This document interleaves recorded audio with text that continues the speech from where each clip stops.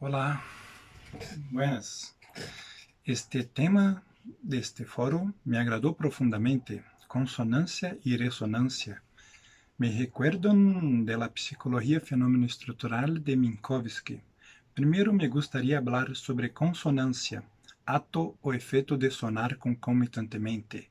Em uma perspectiva de salud, estamos todo el tiempo en consonância com as personas, animales, el ambiente alrededor.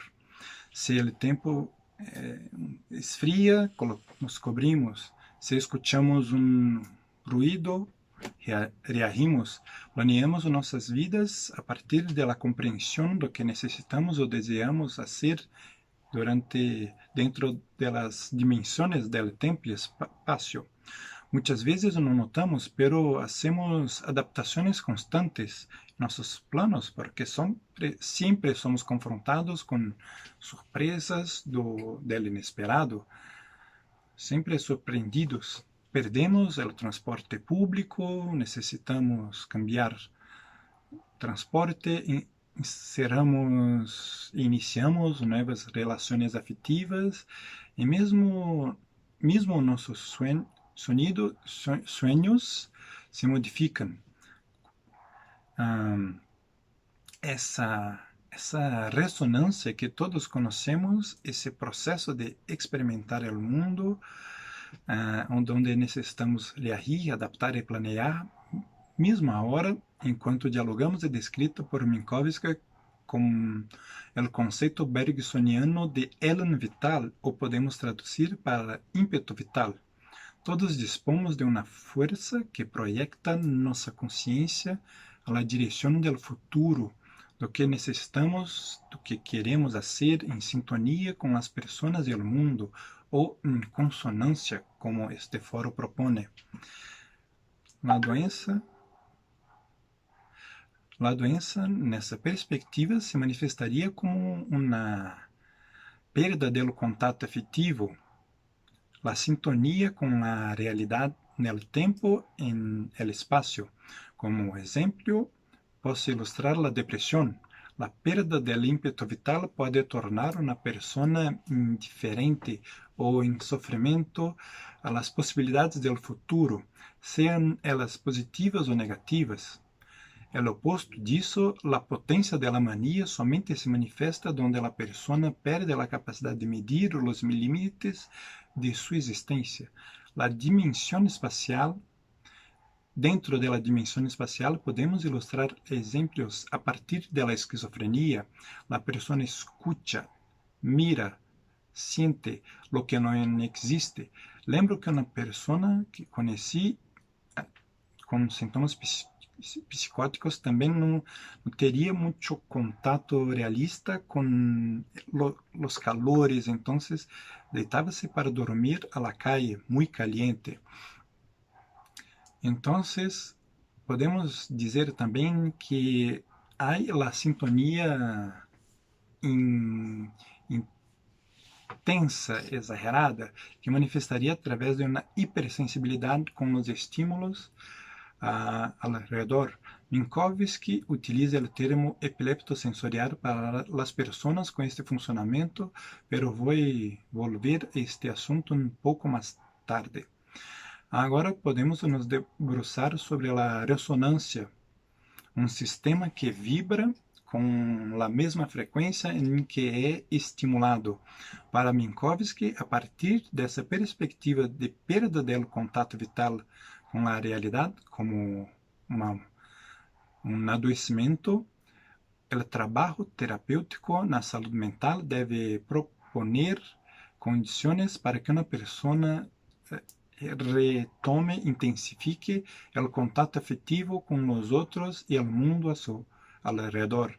Esse processo terapêutico ocorre é hecho através do estabelecimento das relações transferenciais, onde o terapeuta, o psicólogo, o acompanhante terapêutico utiliza seu corpo existência para tornar o contato realista do paciente com o mundo mais fácil. Dessa forma, tanto a consonância quanto a ressonância me parecem ótimos termos para compreendermos a existência humana na saúde e na doença, especialmente para o caso que desejo compartilhar. Tenemos poco tiempo para hablar, entonces voy a omitir los detalles del acompañamiento terapéutico de grupo y voy a focalizar en el estudio de caso de una sola persona. Ganges sofría de epilepsia y vivía en situación sin moradia en las calles. Como yo no utilizaba medicación, era internado com crises epilépticas. Então, era uma pessoa, um sobrevivente de uma vida muito difícil. E eu fui transferido à instituição onde ofereci o acompanhamento terapêutico de grupo alguns anos depois, e assim nos conhecemos. Em nosso primeiro contato, Ganges mostrou-se uma pessoa indiferente, pouca habilidade comunicativa, solamente falava é tudo, somos nós e nada mais. Tinha também um comportamento impositivo e agressivo que poderíamos relacionar com a cultura prisional de muitos de los pacientes que viviam nesta instituição, pero Ganges se mostrava muito duro, tudo era de forma muito violenta. Então, depois de 8 sessões de acompanhamento terapêutico, onde tínhamos estabelecido um princípio de relação transferencial, visitamos um museu com todos os pacientes que integraram esta primeira atividade externa a la instituição. Então, durante o percurso, Ganges teve uma crise e necessitei imobilizá-lo. Porque ele me atacou. Senti um alívio porque não quedei nocauteado, pero lo disse: Ganges, necessito imobilizar-te porque não puedes ferir-me, injuriar-me, tampouco los outros. Então, lo imobilizei e ocorreu uma coisa que solamente ocorre com o acompanhamento terapêutico. Estávamos em uma área pública e um brigadista se aproximou para falar com Ganges e permiti, pero quedei próximo para manter a segurança e evitar que Ganges lo atacasse. Pero em coisa de 5 minutos, Ganges se quedou bem. Estava a sacar fotos com o brigadista. Em 5 minutos me mostrou as fotos e queria sacar fotos comigo, a pessoa que lo imobilizaste. Então, foi uma situação muito tensa. Não necessito dizer que este trabalho me mobilizou muito, e minha equipe também, porque era uma maioria de mulheres que se quedaram muito ameaçadas. Então, fizemos um mês mais de atividades solamente internas para fortalecer-nos, nos tornar mais confiantes para hacer outra atividade. E depois de 3 dias deste evento, recordei com muita força de como Ganges se portou quando lo imobilizei, porque ele se submeteu a minha persona. Então, vi como que ele havia sofrido muito.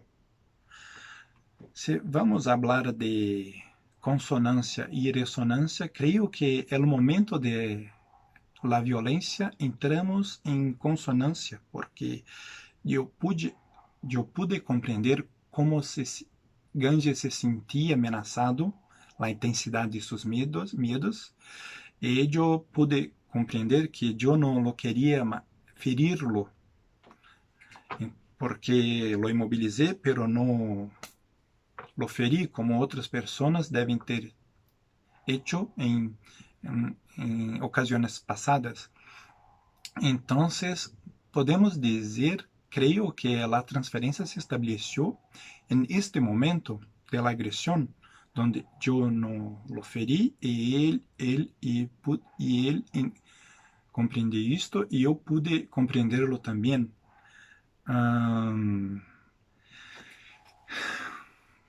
A partir de esta situación, mudamos la comunicación con Ganges, porque él era muy violento y después que atingimos este límite, lo llamaba y decía, no puedes hacer esto nuevamente, no puedes ser agresivo con esta mujer, necesitas dialogar. Él comenzó a dialogar. Entonces, cuando hablaba, esto es mío, y yo sustituí por, esto es mío, por favor, es mío, dame un regalo. Entonces, él cambió la comunicación y creo que es la persona que más aprovechó, que más se benefició del trabajo del acompañamiento terapêutico de grupo. Posteriormente, quando as pessoas descobriram que Ganges poderia nadar, que Ganges dialogava comigo, uma psicóloga da mesma instituição comentou, impressionada, porque não sabia que Ganges poderia falar. E eu hablo desta situação para ilustrar como que muitos de nós simplesmente lavamos as manos de nossos pacientes que deveríamos cuidar. Ello no era cuidado y por eso que tenemos resultados, porque tentamos, hacemos algo. Y las consideraciones finales, porque tenemos poco tiempo, es que Ganges tenía lo que Minkowski llama epilepto sensorial, una persona que siente con mucha intensidad. Entonces, una situación que puede no ser tan intensa para las personas normales sería insoportable para Ganges.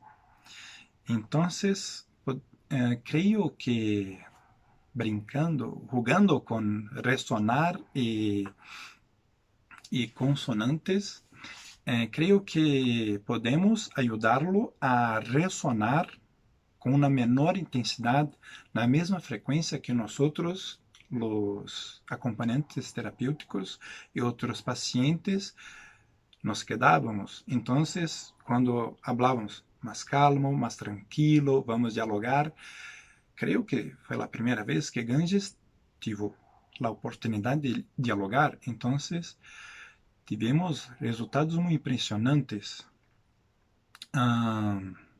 Quanto ao episódio de agressão em si, não indico como, não hablo como uma possibilidade terapêutica para nenhuma pessoa.